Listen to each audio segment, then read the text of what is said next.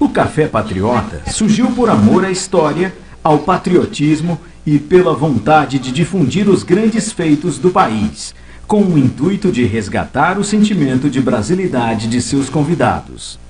Cafeteria, restaurante, livraria, espaço histórico e cultural, associados a uma excelente gastronomia. É um lugar de valorização da história brasileira, onde ela é contada em cada detalhe. O cardápio foi elaborado e desenvolvido com pratos contextualizados historicamente. O serviço de cozinha e cafeteria já estão todos em pleno funcionamento e continuarão disponíveis durante todo o evento. Fiquem à vontade para tomar um bom café ou qualquer delícia de nosso cardápio. Partindo desse contexto, assim será resgatado o que o café representou no passado. Lugar de grandes encontros, onde surgiram grandes debates e ideias. Mais uma vez, sejam todos muito bem-vindos e aproveitem bem o evento. Café Patriota, um lugar para viver boas histórias.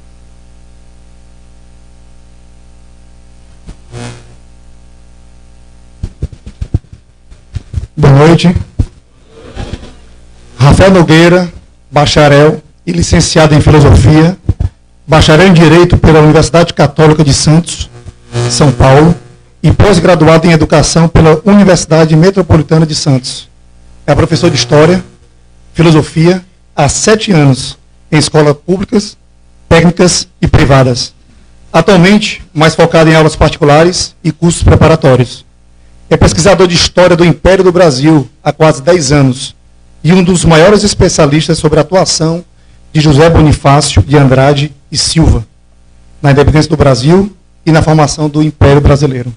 É consultor de História da equipe VIM para produzir o filme Bonifácio, o fundador do Brasil, sobre José Bonifácio.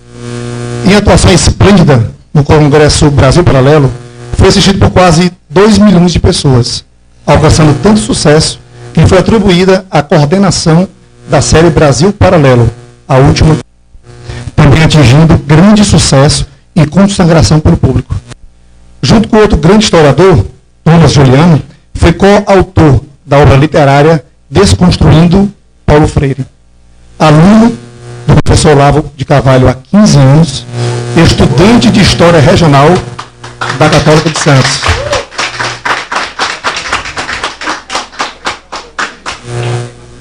Olavo tem razão. Criador do ciclo de estudos com método próprio de leituras e estudos de grandes obras, cujos encontros estão sendo realizados por várias cidades desse gigante Brasil. Rafael, agora amigo, apesar dessa grande biografia, nós do Café Patriota, fãs do seu trabalho, o reconhecemos por tudo isso e mais uma coisa, por ser um grande patriota, que nos ajuda a ressurgir nas almas brasileiras aqueles nobres ideais, tão ansiados por todos, e a disseminar a esperança de dias melhores. Seja muito bem-vindo.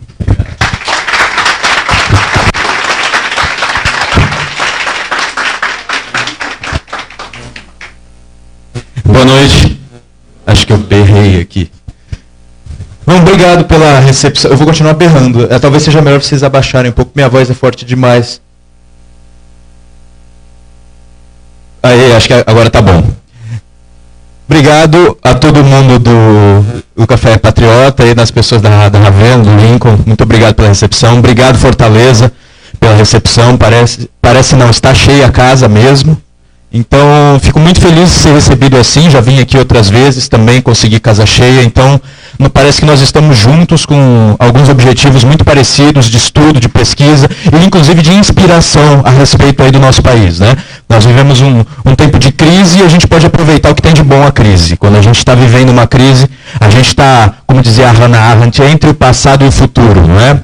Então a gente está sendo exprimido pelo que já foi e pelo que pode ser, né? Mas a gente ao mesmo tempo tem que fazer a reflexão do que ainda não é, né? E do que não é mais. Então todos, entre o passado e o futuro nós estamos, por isso que eu vou trazer o passado para solucionar, né, algumas dúvidas nossas a respeito do que a gente pode vir a fazer no futuro.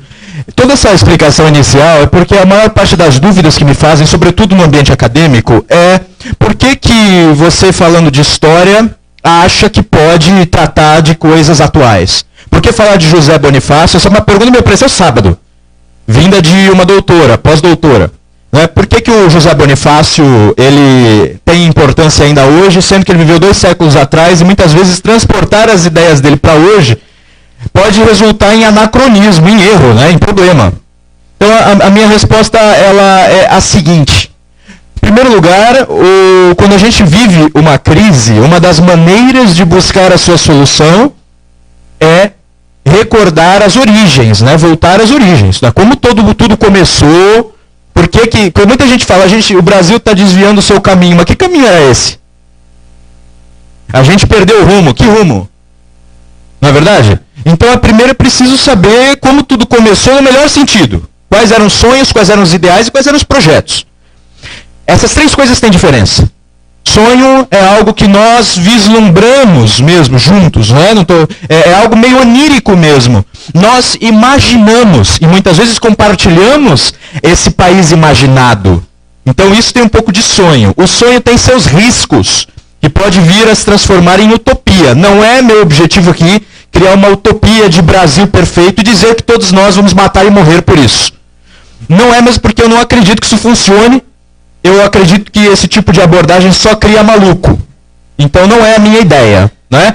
O segundo ponto, ideal, parece algo com um pouco mais de pé no chão.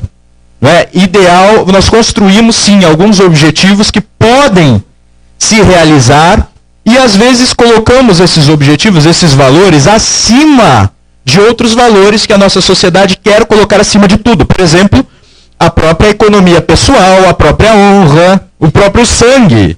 Então, assim, se nós temos ideais, muitas vezes esses ideais estão acima. Isso tem a ver, por exemplo, com o ponto de vista religioso. As pessoas que são religiosas, provavelmente, colocam Deus, né, acima da própria vida, do próprio valor. Então, a gente pode aprender com essa perspectiva religiosa bem conduzida, um pouco também sobre patriotismo, né? Então, muitas coisas boas que aconteceram ao nosso país e a grandes países aconteceram porque alguns homens resolveram arriscar-se e doar-se por isso. Muita gente fala assim em elite, né? E quando fala em elite, fica com nojinho, né? Fica com aquela impressão, porque a nossa história tem sido explicada muito pela economia. Então, elite geralmente é quem tem dinheiro. O pessoal pensa, então, quem tem dinheiro é quem explorou todo mundo. Não é mais ou menos assim que a gente aprende, ensino médio, e lê livro por aí. Quando eu falo de elite, quando eu falo de patriotismo, eu estou me referindo àqueles que querem servir. Né?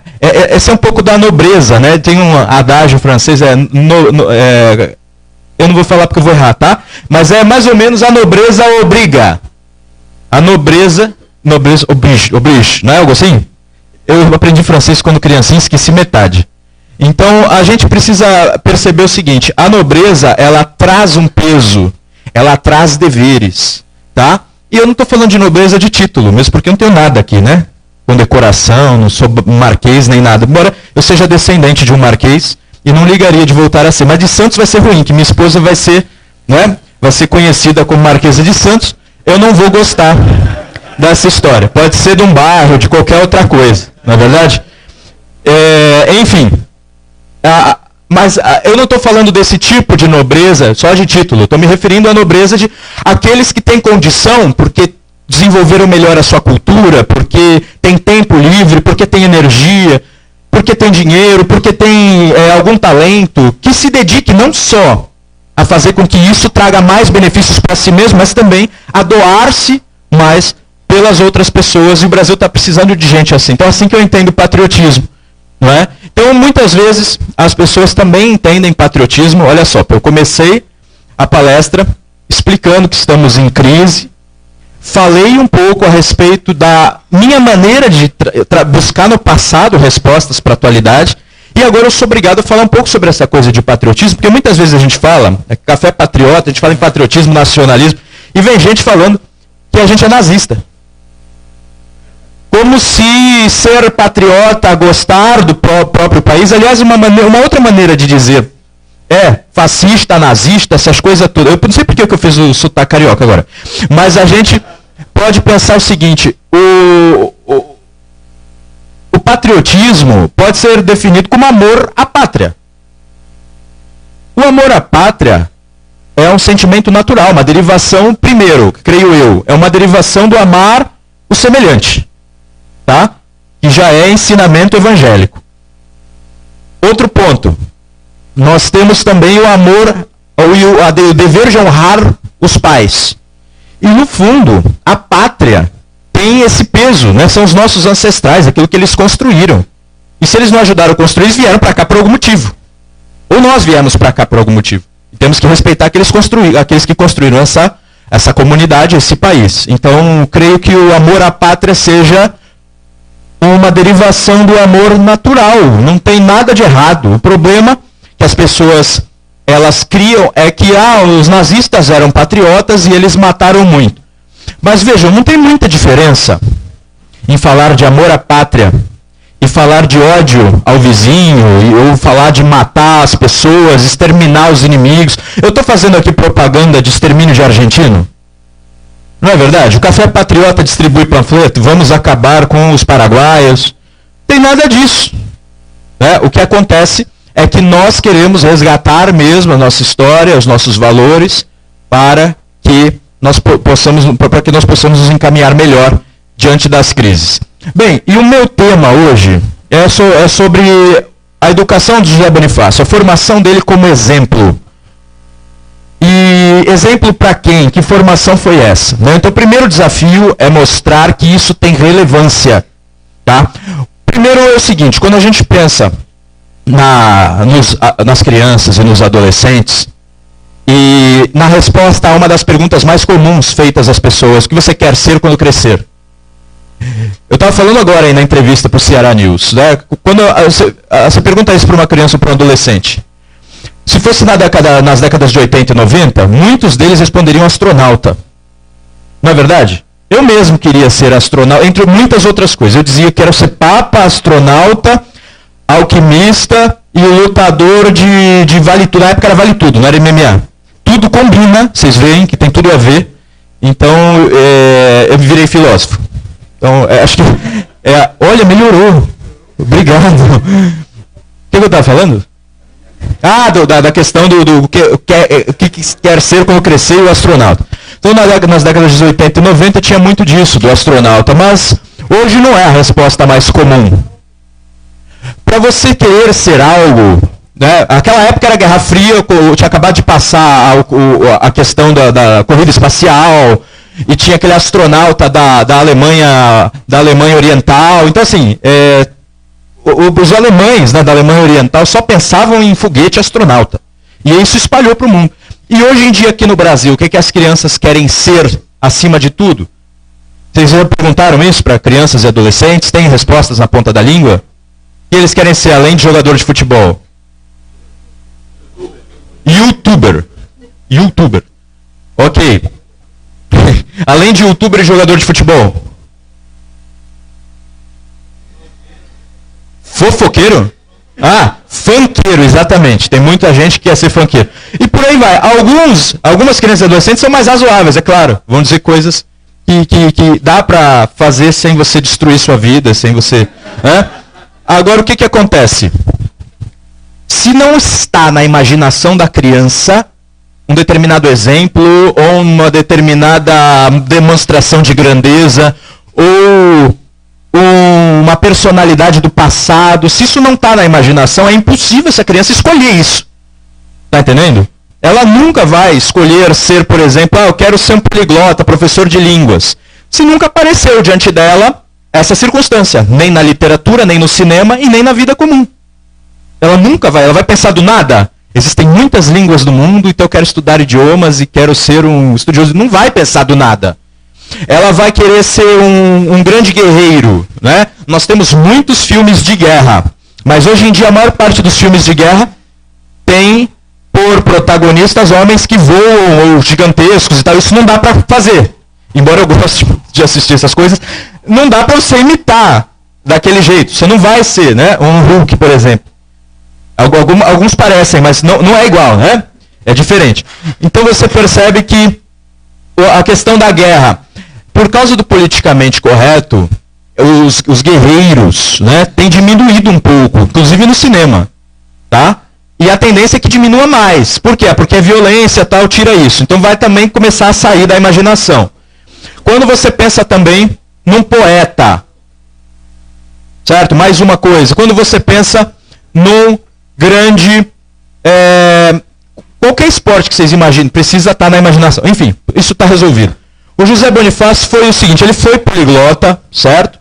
É questão de 13 idiomas e 6 idiomas com todas as habilidades, aquelas que é leitura, escrita, audição e fala, né? Então todas as habilidades, 6, mas ele tinha várias habilidades e várias outras, tá?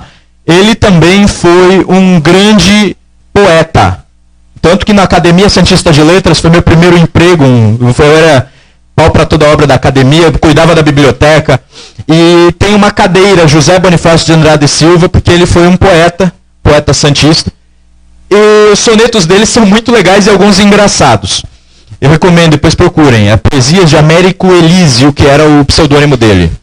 José Bonifácio foi um militar. Quando Napoleão invade Portugal, José Bonifácio teve uma atuação tão destacada que os ingleses o apelidaram de suicida. Tá? Então vocês percebem que ele teve uma participação militar na defesa de Portugal. O José Bonifácio também foi um estadista. Tá? Mas antes de ser estadista, ele foi um revolucionário. Por incrível que pareça, já vou explicar a aplicação que faço dessa palavra. Por que ele foi um revolucionário? Revolucionário, agora eu estou usando essa palavra no sentido bem simples. Ele pôs abaixo uma determinada ordem para depois vir uma outra. A diferença dele para um revolucionário à moda marxista e socialista é que ele não acreditava em nenhuma luta de classes e nem que viria o comunismo e nem lutou por nada disso. E a nova ordem que ele ajudou a fundar, aí sim como estadista, era, na verdade, uma espécie de regeneração do que já existia e que os revolucionários, aí sim, os maus revolucionários de Portugal queriam tirar do Brasil. Então ele é uma espécie de revolucionário conservador. Quando foi estadista, ele também ajuda a fundar a Marinha. Ele comanda a guerra contra Portugal, porque teve guerra. Depois ele consegue também se tornar uma espécie de ministro das relações exteriores, o cargo não era esse, era ministro do estrangeiro, qualquer coisa assim, porque eu esqueci o nome exato, e ele mandava instruções, ele mandava os homens e as instruções devidas para vários lugares do mundo para o Brasil conseguir ser reconhecido como um país independente. Então foi uma espécie de ministro da questão interior e uma espécie de chanceler. Né? Ele era o responsável também por toda a questão exterior do país. Ao mesmo tempo, ele foi um pobre exilado, cujo salário muitas vezes não dava para comprar o café que ele gostava, ele pedia para um amigo dele de Paris, não dava para comprar os livros de que ele gostava, eu tenho cartas dele pedindo, me compra essa coleção, toda a carta que ele mandava, ele pedia umas 4, 5 coleções, tá? Para o amigo dele mandar, ele diz, depois eu te pago. Nunca vi o fato de ele ter pagado, mas ele pedia para o amigo, e o amigo conseguia mandar para ele os livros. E depois de ser um exilado, passando necessidade, ele foi uma espécie de professor, de tutor, né? Foi tutor do Dom Pedro II. Que eu também ouvi esses dias, numa ocasião em que falamos de José Bonifácio, uma pessoa defender que a tutoria dele para o Dom Pedro II não foi muito rápida e não serviu para nada. Mas espera aí, ele acompanhou o menino como tutor, ou seja, diariamente, por 2 anos. É insignificante para uma criança? Eu garanto que a maioria de vocês lembra a professora da primeira série. E a minha foi da primeira e da segunda, então eu lembro muito bem dela. Tá? Se estiver assistindo, tia Marinês, né? Então, eu lembro bem dela. Não sei vocês, mas faz diferença, não faz? Então, creio eu que teve sim um papel importante também na formação de Dom Pedro II. Tá? E provavelmente eu esqueci de alguma das facetas, porque o José Bonifácio é um personagem, é um espírito poliédrico, né? Tem várias facetas e era um gigante nesse sentido.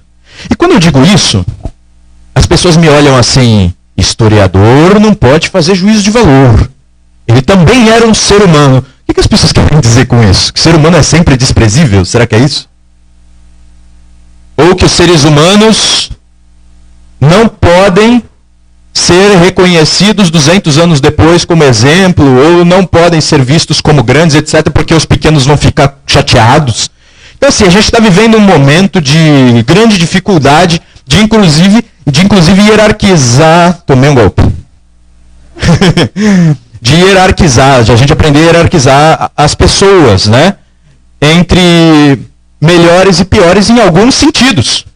Tá? Então, o José Bonifácio foi melhor em muitos sentidos como estadista do que muitos outros políticos que nós estamos vendo aí. Foi um grande político. Ele foi melhor como estudioso do que muitas pessoas que posam de estudiosos hoje em dia. Tá? Se a gente não reconhece essa gradação e essa hierarquia, a gente não consegue nem ter seleção de futebol. Né? Porque vai tirar um daqueles caras lá, colocar eu no lugar e não vai acontecer nada. Vai ser pior que 7-1. Então, precisa reconhecer talento, capacidade. E imagina que o Firmino falando no meu lugar. Né? Então, não dá para trocar. Eu dei um, coitado, é só um exemplo. Né? Não, pode ser qualquer um. De repente, um deles é um orador bom, né? Eu estou falando, mas tudo bem. Não é a tendência. A tendência é que a gente consiga ocupar. E é preciso aprender a não se sentir mal com isso. Dito isso, vamos lá. José Bonifácio e a sua formação. Bom, a formação dele... Não pode apagar isso aqui? Obrigado. Opa.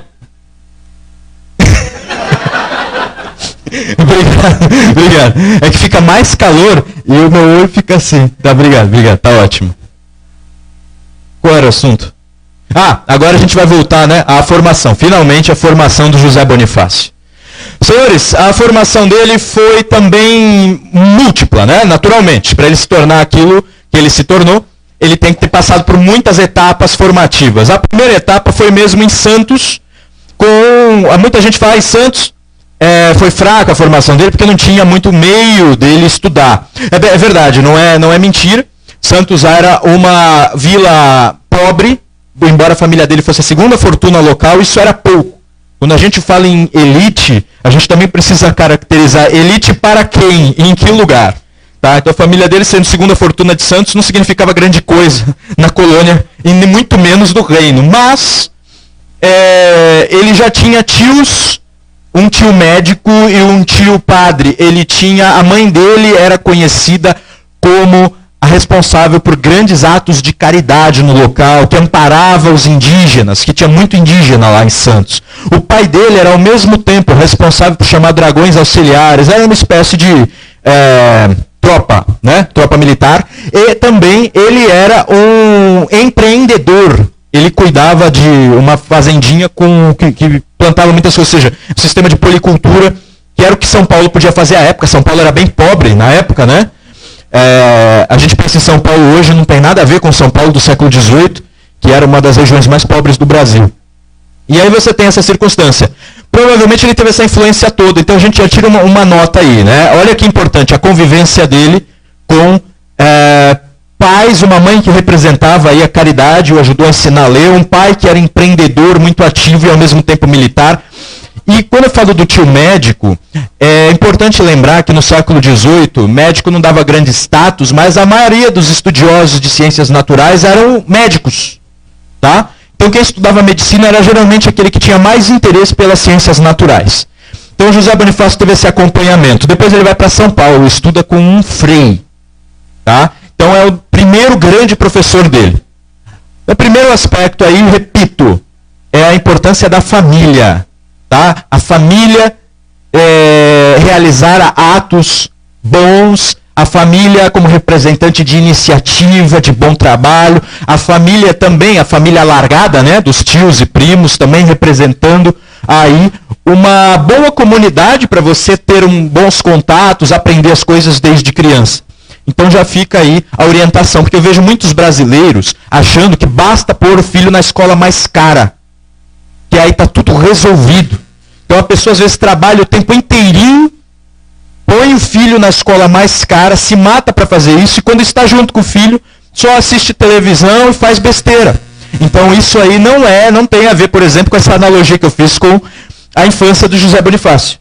Vocês estariam fazendo uma coisa inversa e dando maus exemplos. Muita gente diz, o meu filho vai ser muito estudioso, mas não abre um livro. Não é? Aí briga, você não estuda, não faz lição, mas também diante dele, você só aparece porque você está na folga, você não está no seu trabalho, só aparece fazendo coisas que você considera muito divertidas. Então são os primeiros aspectos que eu observei. Né? Porque não foi só o José Bonifácio que saiu dessa família. Lá em Santos, se vocês tiverem a oportunidade de ir até lá, tem na Praça da Independência, tem o José Bonifácio e seus 2 irmãos ao lado. E os irmãos dele foram também grandes aí em estudo, capacidade e atividade de iniciativa aí, política e acadêmica. Então, voltando ao assunto, depois que ele vai para São Paulo, ele teve um professor, e esse professor, ele era o bispo local, ele tinha viajado também pela Europa, tinha uma biblioteca muito interessante que variava de alguns milhares de livros, de 1.000 a 3.000 aí. E eu consegui observar. Isso eu tenho que tomar cuidado hoje, para também não dar muito spoiler, tem o filme amanhã, né? Então, eu vou só falar da educação mesmo. O filme, quando todos sabem, todos creio, irão amanhã, né? O filme ele vai falar muito da formação do José Bonifácio, mas como personalidade. Né? O Mauro Ventura, que é o diretor da equipe IVEN, ele não é o Brasil Paralelo, né? Que eu vejo muita gente cumprimentando o Brasil Paralelo. O Brasil Paralelo, uma equipe excelente, maravilhosa, meus grandes amigos, mas a gente fez a série, né? A Última Cruzada, que modéstia à parte ficou muito boa. E agora a equipe IVEN do Rio de Janeiro está fazendo o filme. E esse filme, Bonifácio, ele vai pegar também o desenvolvimento do José Bonifácio enquanto for personalidade, né? Com base na teoria das camadas da personalidade do professor Olavo de Carvalho. Então o que vocês vão ter lá é como é que ele vai se encontrando a si mesmo, encontrando sua vocação, aquilo que ele podia fazer e aquilo que ele deveria fazer.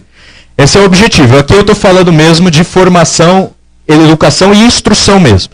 Depois, então, em São Paulo, Frei Manuel da Ressurreição. Exemplo que?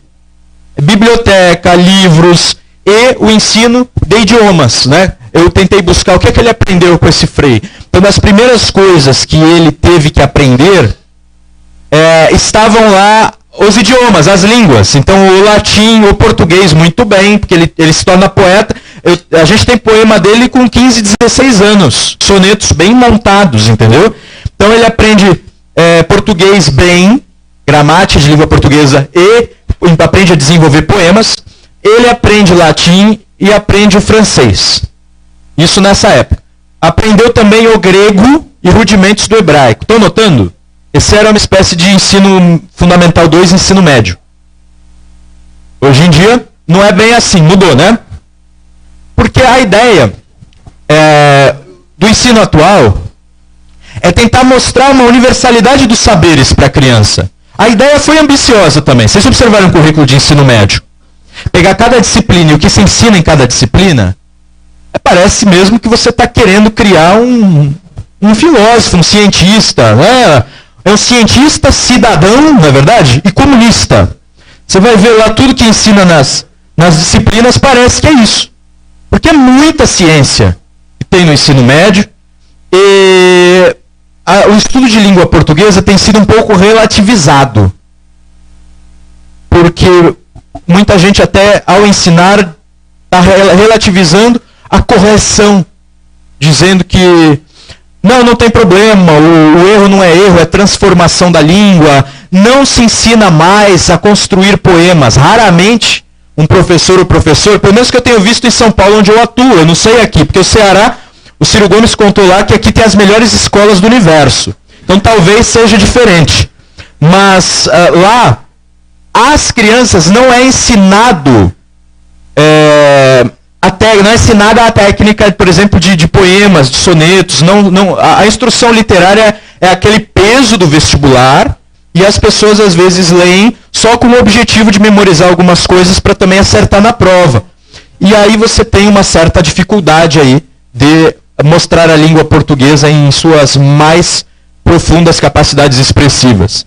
Quando você vê um jovem de 15, 16 anos, o José Bonifácio, capaz não só de criar poemas, mas de escrever anotações ligadas à pesquisa científica, uma espécie de iniciação científica, você pensa, essa educação parece que funcionou melhor do que a nossa, que enche de conteúdos, né?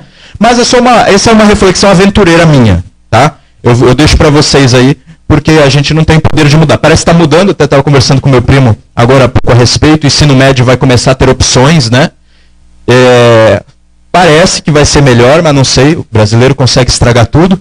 Vamos ter aí, eu vim falar de patriotismo e solta essa frase, mas vamos acreditar que vai ser uma boa. Se não for, tem que mudar de novo até a gente encontrar o meio. Mas sabe o que é melhor? Melhor ainda é não ter alguém planejando o currículo de todas as escolas do Brasil, né? Esse seria o ideal. Você tem o seu filho, você pode escolher como ensinar para ele, que escola, tudo.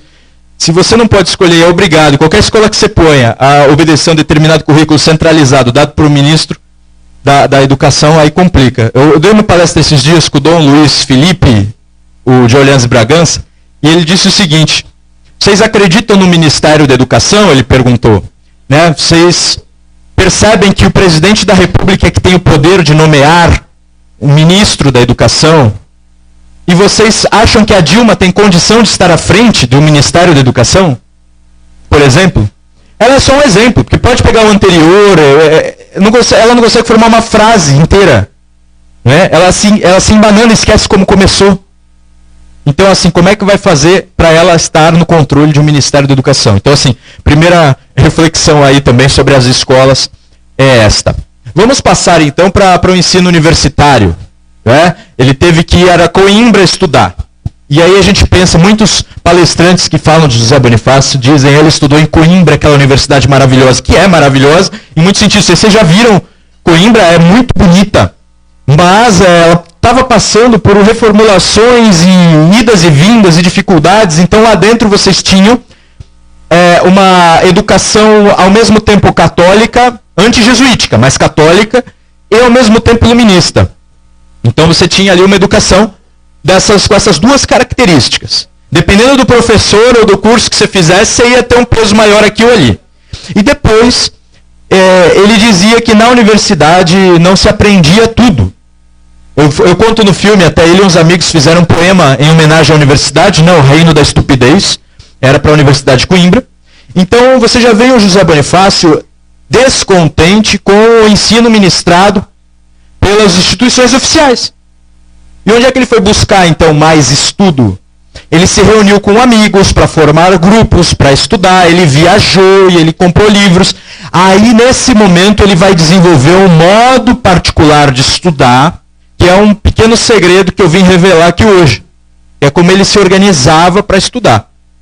Tem um trechinho de diário dele, ele era muito impetuoso. Não sei se alguém já leu sobre ele, sabe que o temperamento dele era bem colérico, né? Então, às vezes eu leio as anotações de diário dele, eu tenho que ler aquilo tentando entrar no espírito do homem, porque ele pode ter escrito aquilo num momento de raiva, 10 minutos depois ele estava mais tranquilo, entendeu?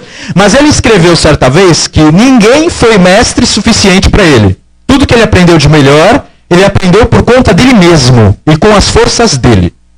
Tá? Talvez ele estivesse bravo com alguém. Não sei. Mas isso é significativo, não é? Dele ter escrito isso num diário. E aí você pensa, então eu não devo encontrar o segredo da formação do José Bonifácio em Coimbra. Eu peguei em Coimbra quais eram as disciplinas que ele estudava, quem eram os professores. Ele ingressou em matemática, filosofia natural e direito, e em matemática ele não se formou, ele parou antes.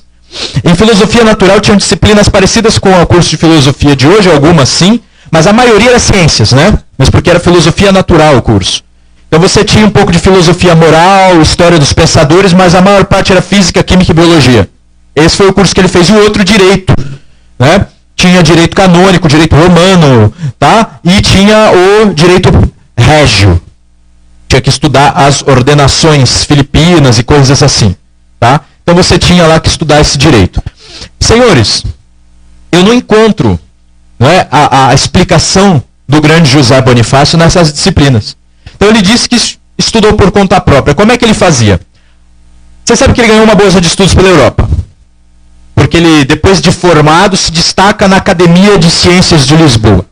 E vocês lembram que as universidades da época, elas eram mais responsáveis por ensinar do que por pesquisar. Não sei se vocês sabem. As pesquisas eram feitas nas academias ou sociedades científicas. Então a pesquisa em Portugal era feita na Academia de Ciências de Lisboa. A Universidade de Coimbra fazia, sobretudo, ensino. Tá? Então ele aprende lá, vai para a Academia de Ciências de Lisboa. Se destaca porque ele escreve artigos científicos, na época se chamava Memória. Então quando vocês ouvirem no filme, às vezes a gente fala memória tal, é o artigo científico da época. Ele faz artigos científicos sobre pesca no Brasil e sobre diamantes brasileiros. E daí a gente vê que ele com 16, 17 anos fez algumas anotações muito interessantes, para ele poder lembrar de tudo, características de diamantes e como a pesca realizada aqui no litoral, não aqui, bem longe, no litoral lá do Sudeste, como é que aquela pesca iria em breve acabar com as baleias brasileiras. Tá? E de fato aconteceu. Ele disse que tinha que mudar aquilo, porque aquilo não era economicamente viável e ao mesmo tempo aquilo era um crime contra a natureza. Foi um precursor da ecologia. Não existia a palavra, ele não pode se chamar de ecologista, não falava de aquecimento global nem nada, mas ele provavelmente foi um precursor desse movimento aí de buscar respeitar a natureza, com várias finalidades. Senhores, depois disso, ele com esse destaque vai para a Bolsa de Estudos, e a gente pensa nas bolsas de estudos que existem aqui no Brasil, e que existiam no governo Dilma, né? Tinha uma muito forte que mandou muita... A do Ceará deve ter ido muita gente também, para fora. Ciências Sem Fronteiras. Alguém foi? Alguém conhece gente que foi pelo Ciências Sem Fronteiras? Eu conheço. Conhece? É muita gente que foi, né? E todos eles maduros, né? Prontos para estudar. Em vez de ficar lá só passeando, estudaram muito, né? Farra Sem Fronteiras. Então, virou uma piada. Lá em Portugal, foram 3 ou 4 só escolhidos para viajar. Não centenas e centenas. E muitos professores foram convidados a ensinar lá. Eu acho que isso é uma lição para nós. Se a gente quer internacionalizar o nosso ensino e melhorar a nossa qualidade, é mais econômico trazer professores do que enviar centenas de moleques que vão ficar só se divertindo e voltar, eu fui mal, né? Então, eu acho melhor. Tem gente que ficou até, porque depois você tem que pagar o resto da bolsa, você tem que pagar uma multa, mas tem gente que foi e ficou. Então, assim, não foi muito inteligente. Ele ganha a bolsa de estudos. Lembre-se sempre da frase dele, que ele aprendeu mais sozinho do que com qualquer mestre. Mas, a bem da verdade, se o José Bonifácio consegue nomear, catalogar, classificar minérios, ele aprendeu diretamente com o Werner, o cara que inventou a classificação de minérios, uma espécie de Linneu, né? Que foi Linneu para zoologia, o Werner para mineralogia. Ele consegue catalogar aqueles minérios. Então ele aprendeu sobre isto muito com o Werner e com outros também, na França com Foucault, com o próprio Lavoisier, provavelmente ele teve aulas, e ele viajou à França, primeiro ponto, depois foi para a Itália, passou pela Hungria, foi para a Alemanha. Quando eu falo Itália e Alemanha, esses países não existiam enquanto tais, né? Eram regiões do norte da Itália, Prússia. Depois ele foi para a Escandinávia, e lá na Escandinávia que ele nomeia minérios novos que graças a ele existem até hoje. Eu sempre falo, muitos já devem saber, porque eu talvez já tenham ouvido falar isso, mas ele descobriu o minério dentro do qual estava o elemento lítio, responsável pelas baterias, né? Baterias de celular, pelos televisores atuais, responsável inclusive para combater depressão. Então, se não fosse ele para descobrir também, isso aí não existiria. E posteriormente, já no século XIX, o nome dele foi dado a um minério que um americano descobre lá e chama de andradita. Então, existe um minério com o nome do nosso Andrada. Beleza? Aí ele volta para Portugal. Nessa bolsa de estudos, o que foi principal na formação dele? Além dessas aulas técnicas, eu tenho certificados. Ele ia todas, tinha boas notas, não faltava, enfim. O que ele fazia? Aí ele tinha um diário de viagem. Com base nesse diário de viagem, eu descobri o seguinte. Ele se esforçava para todas as manhãs ler por algumas horas. No mínimo 4 horas, por exemplo, de leitura. Ele tinha aulas à tarde. Se ele não tinha aulas, ele procurava conversar com alguém inteligente. Ele evitava conversa burra, gente. Não é verdade? A gente também evita, né? Então, ele evitava conversa. Mas, ao mesmo tempo, ele não gostava de conversa chata. Eu falo isso no filme também. Olha eu acabando com o filme. No filme vocês vão ver, tá? Ele não gostava de ficar naquela conversa monótona, da pessoa só falando difícil. Ele dizia que tinha que ter piada, né? Tinha que ser uma conversa interessante, produtiva. As leituras que ele fazia de manhã, senhores, eram tanto ligadas às ciências que ele estudava, quanto a livros clássicos da literatura universal. E ele citava autores. Às vezes eu via que ele colocava perguntas, né, a respeito de livros. Dizia, o autor tal está dizendo isso, vou procurar no outro a resposta dele. O romance tal, o melhor que eu já li até hoje. Depois eu achei outro dizendo que o outro era o melhor. Mas tudo bem, ele mudava muito de ideia. Aí você via que ele lia essas coisas e fazia anotações, ele mais ou menos fichava esses livros. E no momento em que ele ficou lendo muito ciência, ele disse assim, a minha escrita está ficando feia por causa da nomenclatura científica. Preciso cuidar mais de ler os clássicos. Tá? E ele lia não só também os clássicos greco-romanos, ele lia também os clássicos da época dele, que ele já chamava de clássicos, ou seja, os grandes autores ali, sobretudo os franceses. Lia Porqueira, ele lia Rousseau. Tá? Mas lia tudo isso, Voltaire, Rousseau, Montesquieu, lia Platão, lia Aristóteles, lia muito Cícero, lia Sêneca, isso tudo anotado, tá entendendo? Fazendo reflexões a respeito desses textos. Passado esse tempo, ele também registrava o que ele via nas localidades. As diversões favoritas das pessoas, os motivos de briga, como eram as leis. Ele ficava anotando isso em cada lugar que ele ia. E quando ele voltou, ele escreveu uma outra coisa. Eu peguei o primeiro texto dele dizendo que ele aprendeu mais consigo mesmo do que com professores. E tem um segundo agora que eu também vou citar de memória, que eu acabei de esquecer. Qual é? Ele dizia que... Lembrei. Ele dizia o seguinte, que não basta só o estudo de gabinete. É preciso ver muitas coisas diferentes. É preciso entrar em contato com muitas pessoas diferentes.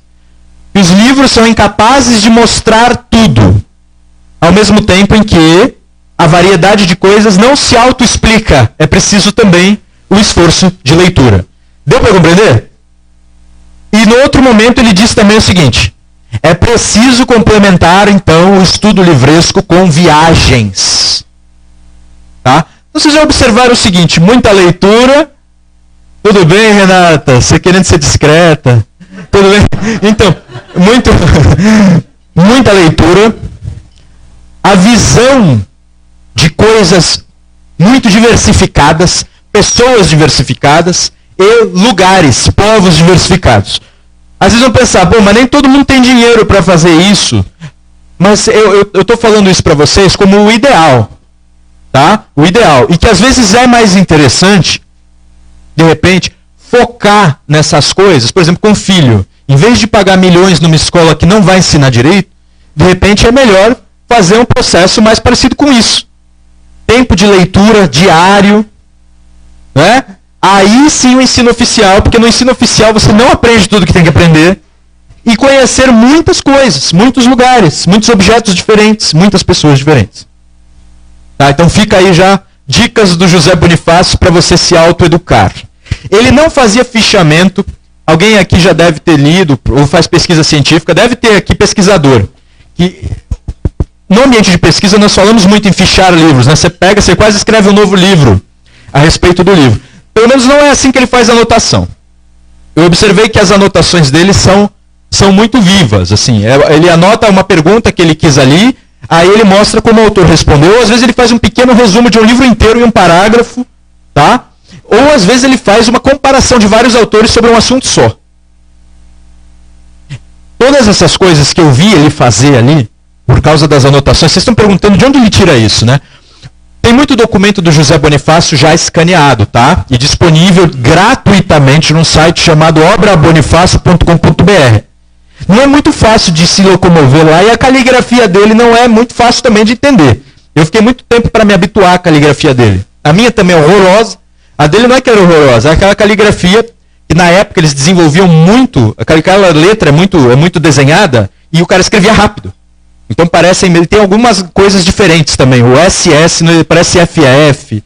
Tem que ter uma certa capacidade de ler documentos antigos, tá? Mas vocês podem acessar muita coisa lá nesse site. Então é uma das minhas fontes. Tem várias outras. Visto isso aí, o homem, como vocês sabem, vai trabalhar em Portugal. E trabalhando em Portugal, ele acaba sendo ativíssimo, né? Chega a acumular 11 empregos simultâneos. Não dá tempo, né, gente? O cara foi entrando em depressão, porque ele dizia que as coisas não aconteciam direito, os portugueses não obedeciam, era muita burocracia. E ele vai vendo que a coisa não está conseguindo a influência que ele queria, as coisas não estavam se desenvolvendo como ele queria. Napoleão invade, aí ele vai se divertir na guerra, porque parece que ele estava, sério, depressivo, porque as coisas que ele queria fazer não funcionavam. O evento principal é que ele pede para o governo trazer os mineradores alemães, que eram os melhores do mundo, para poder dar exemplo para os portugueses. E o governo chama um monte de cientista. Ele falou, mas cientista não vai cavar nada, não tem nada a ver com isso, enfim.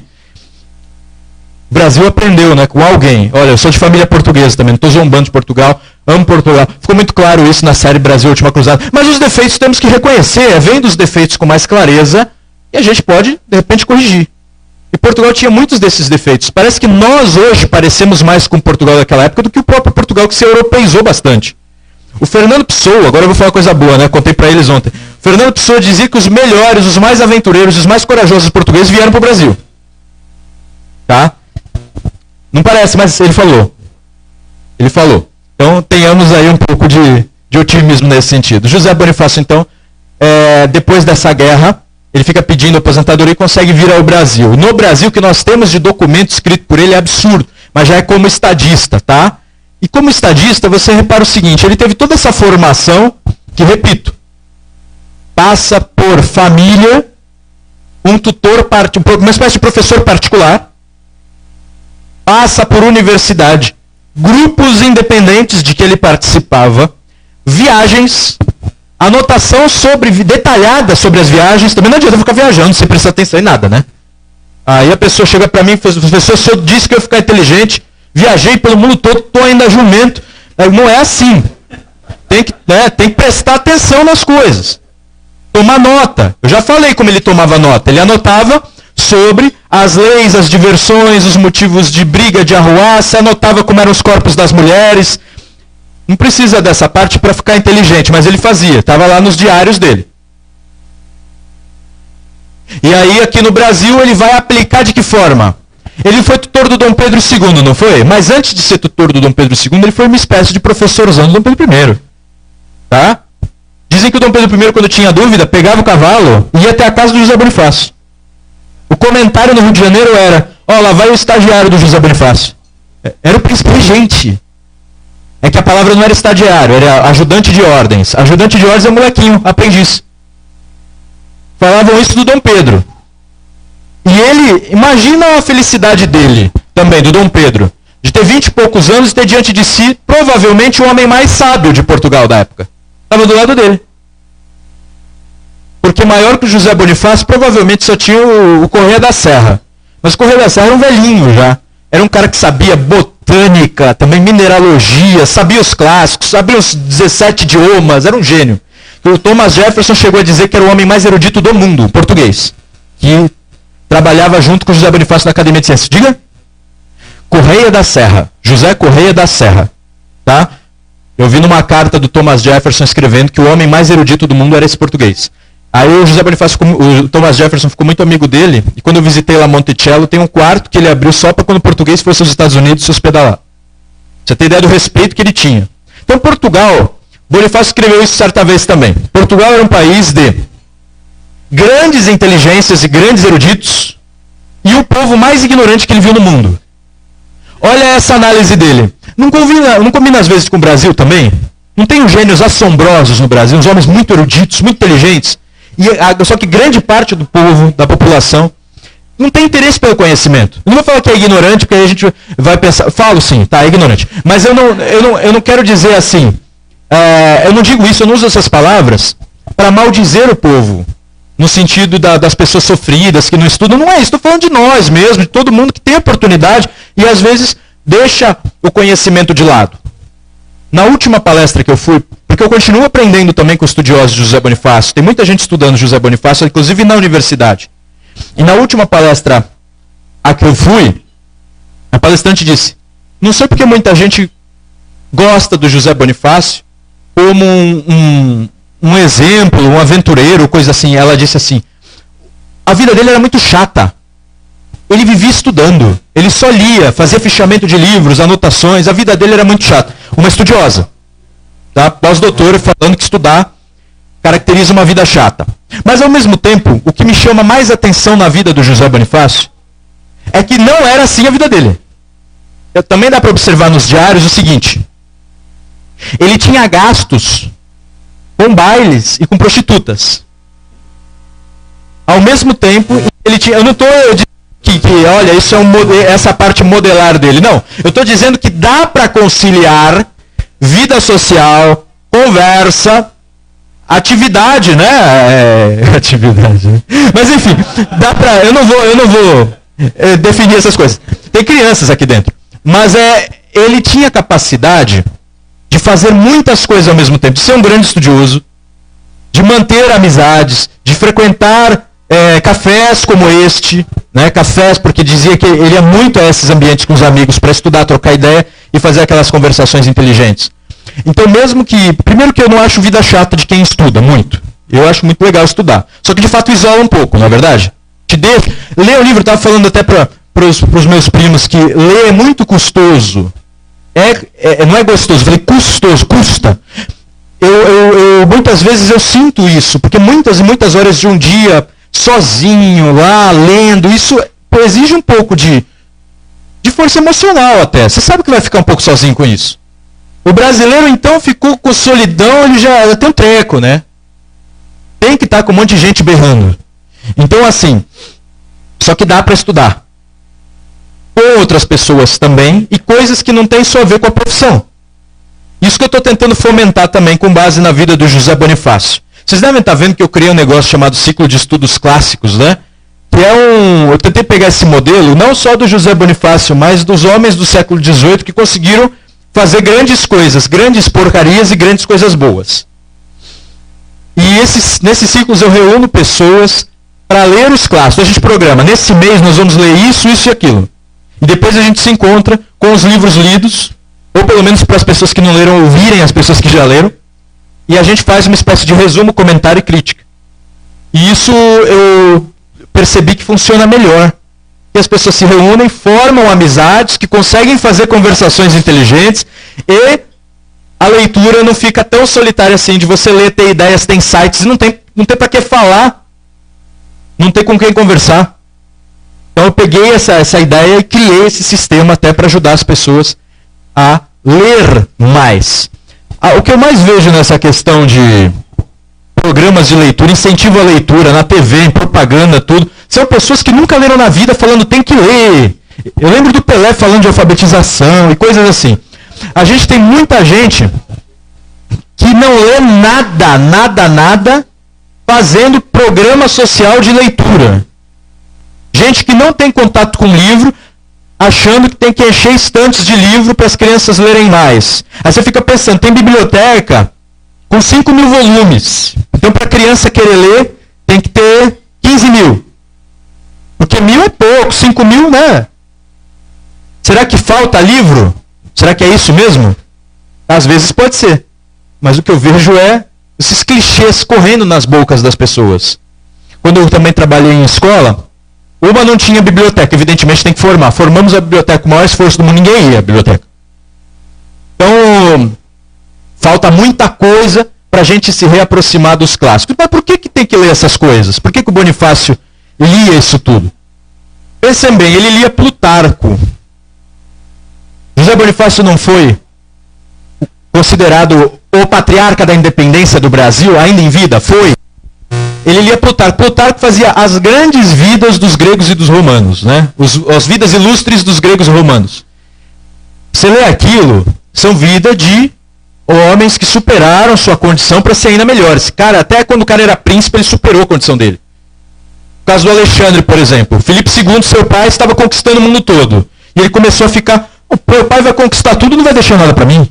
E ele conseguiu conquistar mais. Vocês veem, até nesse caso, filho de rei, você consegue se superar. E ele contou várias histórias, José Bonifácio leu. Plutarco, toda hora tem texto do Plutarco comentado pelo Bonifácio nos textinhos dele. Você vê que também a reflexão sobre a vida, né? Essa pessoa busca muitas vezes a autoajuda para refletir sobre a vida. José Bonifácio lia muito os estoicos, por exemplo, a respeito disso, fazia reflexões também sobre isso. Ele lia os textos bíblicos, ele tem um estudo que não se concluiu, mas ele tentou fazer um estudo naturalístico do Antigo Testamento, para vocês terem ideia. E ele pegava termos no original para identificar, ele queria identificar exatamente, pelas descrições naturais, onde eles estavam, como é que eram essas montanhas, como eram essas... É coisa assim. E tem citação bíblica em tudo que é coisa. Inclusive no opúsculo dele contra a escravidão, um dos argumentos dele, porque eu ouvi também esses dias dizerem que não, era só econômica a luta dele, pelo amor de Deus, né? Ele cita Wilberforce e ele cita a Bíblia, né? Inclusive, cita a parte de Moisés libertando os escravos, no texto dele contra a escravidão. E o Wilberforce é o deputado inglês que largou tudo para defender o fim da escravidão na Inglaterra. E o cara era um cristão. Se alguém quiser, a história dele está resumida num filme, Jornada pela Liberdade, se não me engano é esse, tá? Wilberforce é o nome dele. Se aparecer outro filme nada a ver, digitem Wilberforce. O que acontece? Alguém pode checar para mim, para eu não falar essa besteira. Ele citava então essas coisas, citava os gregos e os romanos, falando da escravidão deles, que era diferente, não tinha nada a ver, e depois também citava aí sim assuntos econômicos. E teve alguém que falou também na rádio, que eu participei de programa de rádio, teve alguém que falou, José Bonifácio não era verdadeiramente humanitário, ele não se preocupava com os seres humanos, se preocupava mesmo com o fato de que algumas coisas eram economicamente mais rentáveis. O primeiro ponto, já disse a vocês, não acredito nisso, porque as justificativas dele eram ligadas à razão do ponto de vista clássica, a sensibilidade clássica, a religião, mas também ligado à economia. Qual é o problema, gente, de também pensar em economia? Digam-me qual é o problema de também pensar se algo é mais rentável ou menos rentável. Não é necessário que a gente faça isso. Até para a questão humanitária. Se não é viável economicamente, não dá para fazer nada. Então, só para a gente perceber como é sim necessário trazer um homem de 200 anos atrás para nos inspirar. Só o contar a vida do José Bonifácio, às vezes para algumas crianças, adolescentes, lá no Brasil Paralelo, no episódio 4, neste filme, só de contar, a nossa imaginação já fica povoada com o seguinte: dá para fazer isso. É possível ser assim. Alguém fez tudo isso, eu posso pelo menos fazer uma das coisas que ele fez também. E você enxerga na personalidade dele também alguns aspectos de frustração. Ele dizia que ele queria ter uma obra literária. Ele não conseguiu tempo. Quando ele estava se dedicando a isso, na ilha de Paquetá, na casa que aparece no filme, vocês vão ver essa casa, que ela existe ainda. Ele faleceu antes. Ele teve provavelmente câncer de estômago. Tá? Então vocês percebem que ele queria uma obra literária. Ele era tradutor, estava traduzindo uma obra em grego. Estava traduzindo. Trocava ideias com um cara cuja ocupação, esqueci o nome dele, cuja ocupação era só ser tradutor mesmo. Ele tem uma carta na qual ele dá exemplo dos livros de literatura portuguesa que deveriam ser lidos para um amigo dele que estava escrevendo uma obra de história da literatura portuguesa. E ele corrige muita coisa e acrescenta muita coisa ao cara que estava se dedicando a vida a escrever uma obra de literatura portuguesa. É um estadista, poeta, que conhecia profundamente a literatura portuguesa. Então, provavelmente, se lhe restasse tempo, pelos textos que eu li dele, ele teria completado várias traduções, mais poemas, e ele queria pegar esse diário de viagem, mal escrito ainda de juventude, e criar uma autobiografia. Ele era conhecido como Franklin brasileiro. Você sabe que o Benjamin Franklin escreveu a autobiografia. Também não terminou, mas escreveu. O Bonifácio queria fazer isso. Também não deu tempo. Então nós vemos aí uma possibilidade maior de desenvolvimento de personalidade e de capacidade à luz da vida dele. Só para terminar, depois eu vou continuar aqui para responder perguntas, mas só para terminar minha exposição, Tem um texto do José Bonifácio que ele chama de Caráter Geral dos Brasileiros. E também pode nos ajudar a tomá-lo como modelo da educação. Ele diz, no final desse texto, que os brasileiros serão os atenienses da América se não forem oprimidos pela tirania, pelo despotismo, né, pela tirania de Estado. Eu fui em busca, o que será que ele quer dizer com atenienses da América? Eu vi que ele tinha lido Tucídides. Não sei se alguém já leu a História da Guerra do Peloponeso, de Tucídides. E lá nesse livro, você tem um ateniense discursando sobre o que era Atenas. Então você tem o Péricles, em plena guerra contra Esparta, discursando e dizendo, Esparta é isso, Atenas não. E a gente adora Esparta, eu mesmo gosto muito de Esparta, aqueles filmes, né? 300, aquelas coisas bem, parece HQ mesmo, mas muito legal o filme. Mas o Péricles, no caso, que é esse homem, dizia o seguinte, em Esparta, desde criança, inocentes são mortos. Desde criança as pessoas são tiradas de suas famílias para se tornarem guerreiros. Eles são obrigados a ser guerreiros. Eles são obrigados a vestir determinada coisa. Eles são obrigados a comer determinada coisa. As propriedades deles têm limite. O Estado, olha, tá vendo o que o José Bonifácio falou? Se não forem oprimidos pela tirania. O Estado criava um certo tipo de ser, era quase eugenia mesmo, em Esparta. A gente só fica grato aos espartanos porque provavelmente se não fosse eles, os persas poderiam ter tomado tudo. Essa é a nossa dívida aí com os espartanos. Mas é uma espécie de regime soviético, a moda antiga grega, né? E Atenas dizendo assim, o Péricles dizia, os atenienses lutam, e lutam tão bem quanto os espartanos, porque eles defendem a liberdade e a alegria de viver. Os atenienses podem dedicar o seu tempo livre ao que eles quiserem. Podem se divertir, podem beber, podem comer, podem estudar, podem desenvolver suas habilidades, podem desenvolver sua inteligência, à vontade e no que quiserem. Então é por isso que devemos defender Atenas. Porque Atenas é a cidade onde a liberdade e a alegria de viver são representadas. Enfim, tentei trazer isso para o nosso caso, né? Para o brasileiro. E aí, eu peguei essa ideia e tentei aplicar nas escolas com os meus alunos. Porque muitas vezes a gente pensa, a escola tem que ser militarizada. E é melhor quando a gente pensa numa escola em que um aluno pode cuspir na professora, em que um aluno pode espancar o outro aluno, ou coisas assim. Claro que é melhor militarizar.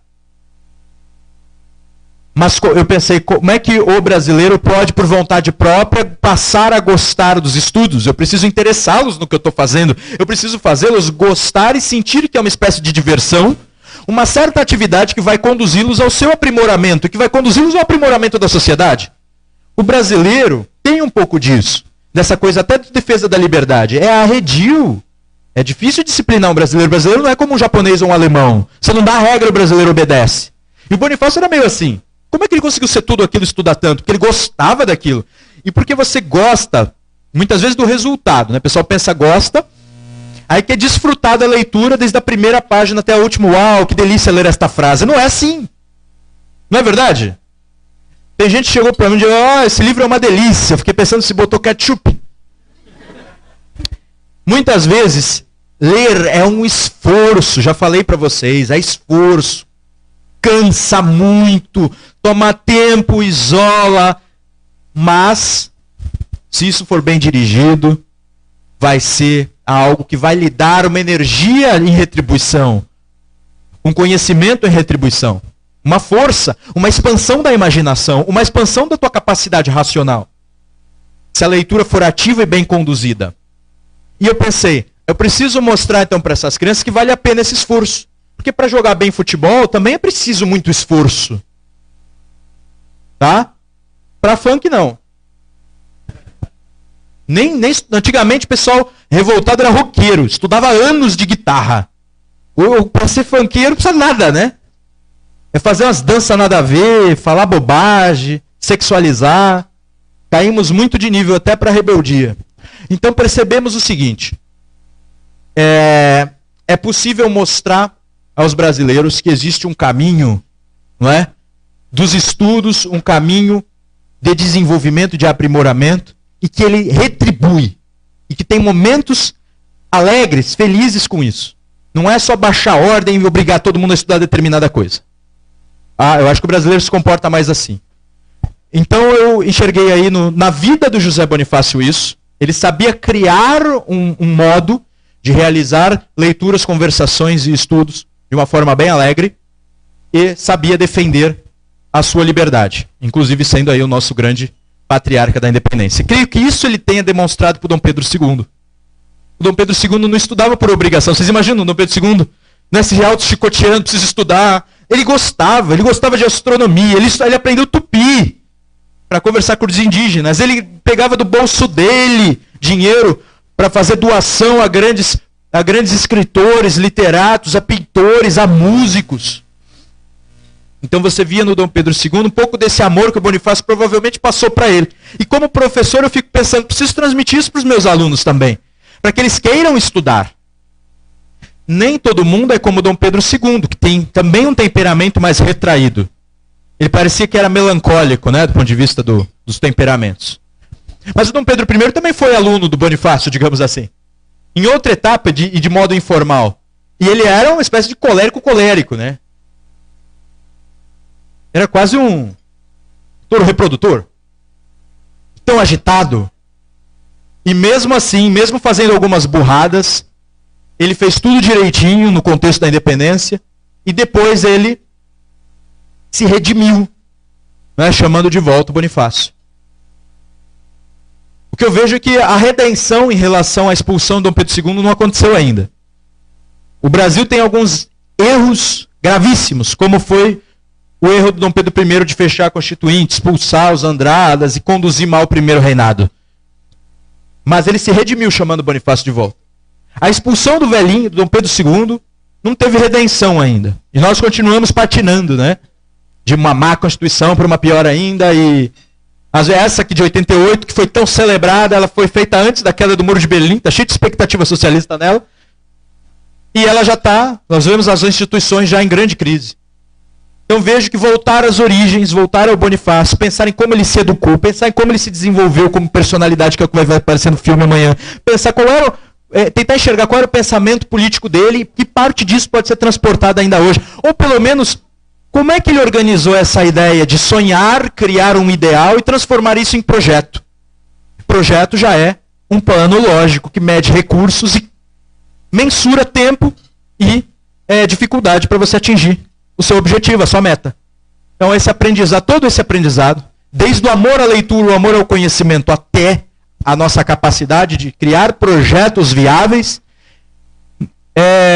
nos aparece pela vida do José Bonifácio.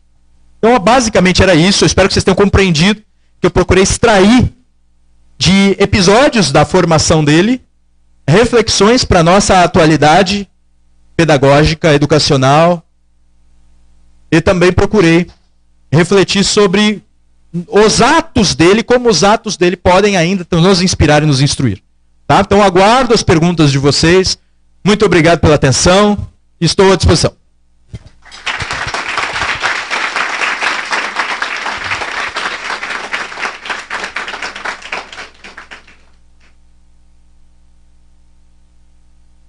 Alguém? Tem um outro microfone aqui, não tem? Começa por ali daqui a pouco, tá ligado? Seu nome? Guilherme. Fala, Guilherme. Tem algum documento dele falando sobre a educação